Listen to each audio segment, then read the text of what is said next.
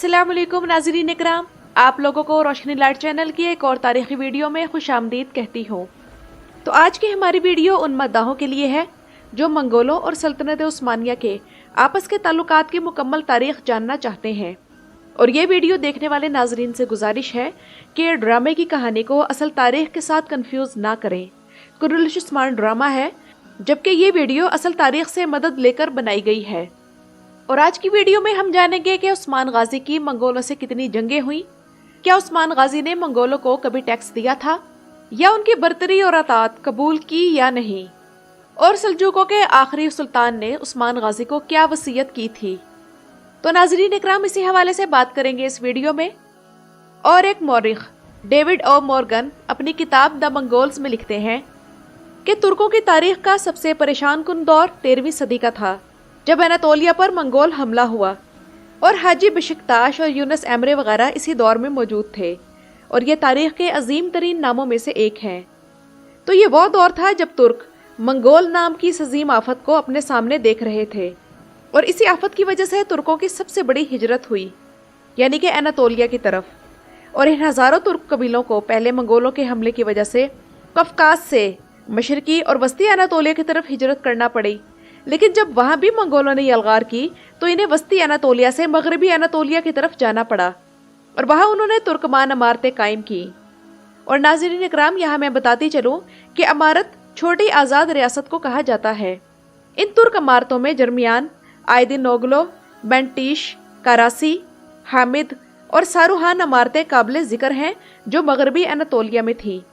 जबकि चुबान ओगलो अमारत बहिरा अस्वद के इलाके में थी। और यही इमारतें न सिर्फ मंगोलों से लड़ी बल्कि अपनी आवाम में जहाद का जज्बा भी बरकरार किए रखा। लेकिन यह हकीकत भी तारीख का हिस्सा है कि मंगोलों से लड़ाइयों में इन्हें हमेशा शिकस्त खाना पड़ी। और नाज़रीन इकराम, उस्मान बे का काई कबीला भी मंगोल हमलों के ही नतीजे में बिलिचिक के पास आकर आबाद हुआ था। लेकिन यहाँ मसला ये भी था कि मंगोलों की एक बड़ी आबादी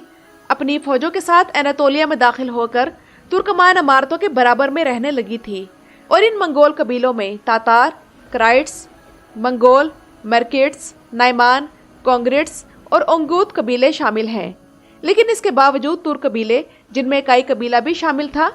इन्होंने सल्जूकी सल्तनत, जिसके साथ इन तुर्क कबाइल का वफादारी का अहद था, तो इसकी सरबराही में मंगोलों के खिलाफ कई जंगें लड़ी, जिनमें बदकिस्मती से इन्हें नाकामी हुई। और इन तुर्क जंगजुओं में एर्तुगरुल गाजी और उस्मान गाजी भी शामिल थे। यहाँ एक अहम बात आप लोगों को ये बताना चाहूंगी कि इस्लाम कबूल करने से पहले तुर्कों का मजहब भी मंगोलों की तरह शामानिज्म था, और बाद में इन्होंने इस्लाम कबूल किया। बल्कि कुछ तारीखदानों की तो आज भी ये बहस चल रही है कि एर्तुगरुल गाजी मुसलमान थे या नहीं। और ऐसा सोचने की सबसे बड़ी वजह यही है कि एर्तुगरुल गाजी के मकबरे की अंदरूनी आराइश और दीवारों पर जो डिजाइनिंग थी वो शामानिज्म मजहब की अलामात थी। ये अलामात क्या थी और ये कब खत्म की गई, इस पर मेरी ये मुकम्मल वीडियो मौजूद है। लेकिन नाज़रीन इकराम, मंगोलों का मसला ये नहीं था कि तुर्कों का मजहब उनकी तरह शामानिज्म था या नहीं, क्योंकि जंग के दौरान वो किसी को भी नहीं छोड़ते थे, चाहे वो शामान हो या मुसलमान।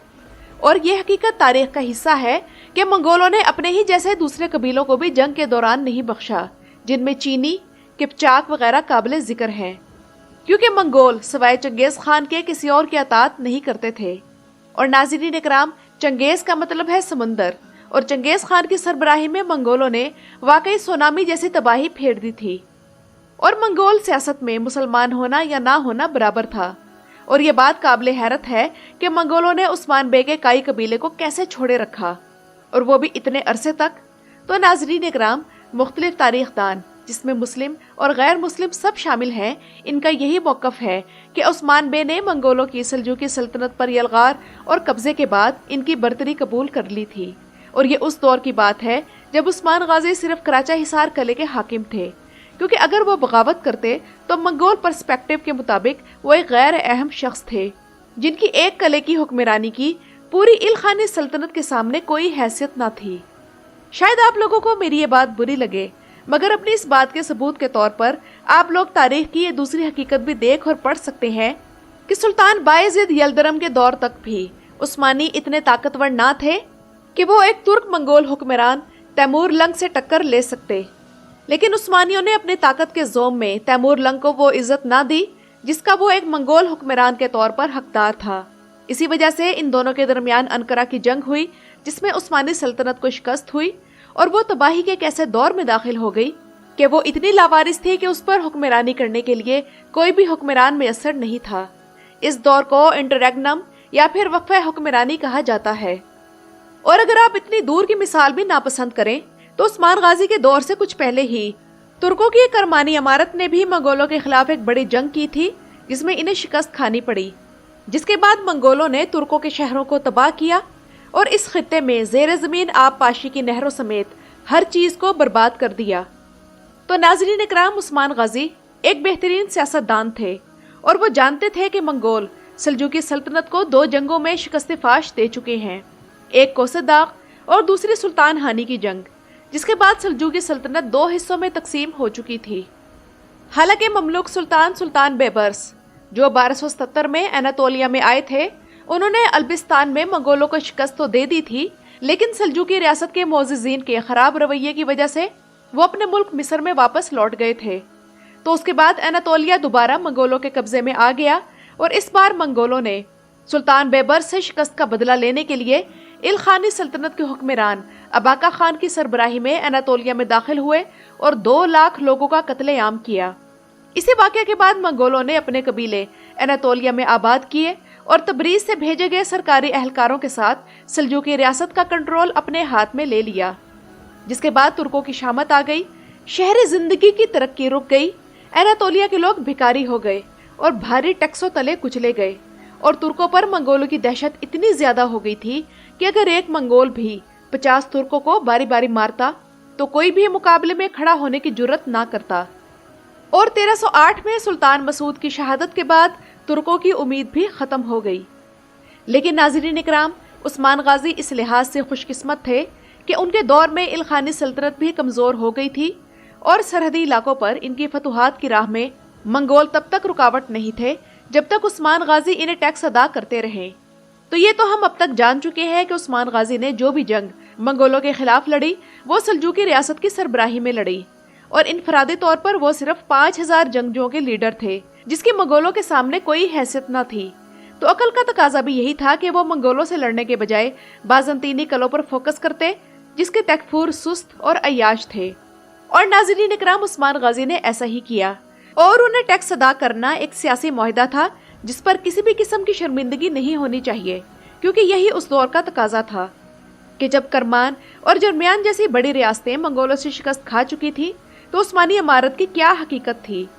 اس لیے عثمان غازی نے ایک طرف منگولوں سے صلح کیے رکھی اور دوسری طرف بازنطینی قلعے داروں کی ناک میں دم کیے رکھا۔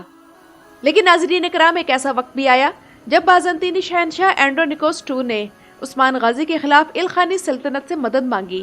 اور الخانی سلطنت نے وہ درخواست قبول بھی کر لی۔ اور پھر ان دونوں فوجوں کا آمنا سامنا بیفیوس کی جنگ میں عثمان غازی سے ہوا، جس میں زیادہ بڑی تعداد بازنطینیوں کی تھی، اور اس جنگ میں ان دونوں فوجوں کو شکست ہوئی اور عثمان غازی کو اللہ تعالیٰ نے فتح مبین عطا کی۔ لیکن اس وقت الخانی سلطنت کا حکمران غازان خان تھا جو اپنی ہی اندرونی شورشوں کو ختم کرنے میں مصروف تھا، اس لیے اس نے اپنی اس شکست کے بعد اناتولیا یا عثمان غازی پر توجہ دینے کے بجائے اپنی سلطنت پر فوکس کیے رکھا، اور یوں عثمان غازی کو کھلی چھوٹ مل گئی کہ وہ بازنطینی علاقوں کو ایک کے بعد ایک فتح کرتے رہے، یہاں تک کہ اپنی زندگی کے آخر میں وہ برسا تک پہنچ گئے۔ اور ایک مورخ عثمان نوری توپ باش لکھتے ہیں کہ عثمان غازی اناتولیا کی عمارتوں کے درمیان فضول اور بیکار تنازعات میں پڑے بغیر فتح کے جذبے کے ساتھ مغرب کی طرف بڑھے، اور ان کے اعلان جہاد میں ان کا اخلاص اس قدر نمایاں تھا کہ انہوں نے اپنے ارد گرد جرت، ہمت اور اعلیٰ کلمت اللہ کا پیغام بلند کرنے کی وجہ سے وہ حالہ بنا لیا تھا کہ جو بھی ان کے پیغام پر یقین رکھتا وہ انہی کا ہو کر رہ جاتا۔ عثمان غازی اناتولیا کا وہ چمکتا ستارہ تھے کہ منگولوں کے حملے سے تباہ لوگ اور ناکام سلجوقی ریاست کی تھکی ہوئی عوام ان کی روشنی کو اپنے لیے ایک نئے رہنما کی صورت میں دیکھ رہے تھے۔ عالم اسلام کو ایک لیڈر اور ریاست کی ضرورت تھی، اور یہ دیکھ کر سلجوقی سلطان نے اناتولیا کے اس چمکتے ستارے یعنی عثمان غازی کا ساتھ دیا، اور ہر شخص ان کے کھلے ہوئے پرچم کے نیچے کھڑے ہونے کو تیار ہو گیا۔ اس وقت سلجوقی علماء اور مشائخ جو منگولوں کے حملے سے منتشر ہو گئے تھے عثمان غازی کے پاس آئے اور ان کی بیعت کی، اور آخری سلجوقی سلطان نے عثمان غازی کے پاس جو پیغام بھیجا وہ یہ تھا: عثمان بیٹا، آپ کے پاس خوشی کی بہت سی نشانیاں ہیں، آپ کی اور آپ کی اولاد کی برابری کا اس وقت کوئی نہیں۔ میری دعائیں، اللہ کا فضل، رسول اللہ صلی اللہ علیہ وسلم کے معجزات اور اولیاء اللہ کی سرپرستی آپ کے ساتھ ہے۔ اور ناظرین اکرام، سلجوقی سلطان کی یہ تعریف عثمان غازی کی اللہ کی راہ میں کامیابی اور کوششوں کی وجہ سے تھی۔ اسی وجہ سے عثمان غازی بے شک خود سلجوقی سلطان سے لا تعلق تھے، لیکن وہ اس وقت تک سلجوقوں کے وفادار رہے جب تک خود سے سلجوقی ریاست تاریخ کے صفحات سے غائب نہ ہو گئی، اور انہوں نے ریاست کو نقصان پہنچانے کی کسی بھی حرکت میں حصہ نہیں لیا، اور اس کا صلہ انہیں یہ ملا کہ سلطنت عثمانیہ سلجوقی ریاست کی وارث بن گئی۔ تو ناظرین اکرام، یہ تو تھی میری آج کی ویڈیو۔ آپ لوگوں کو آج کی ویڈیو کیسی لگی مجھے کمنٹس میں ضرور بتائیے گا۔ میرے چینل پر آنے کا شکریہ۔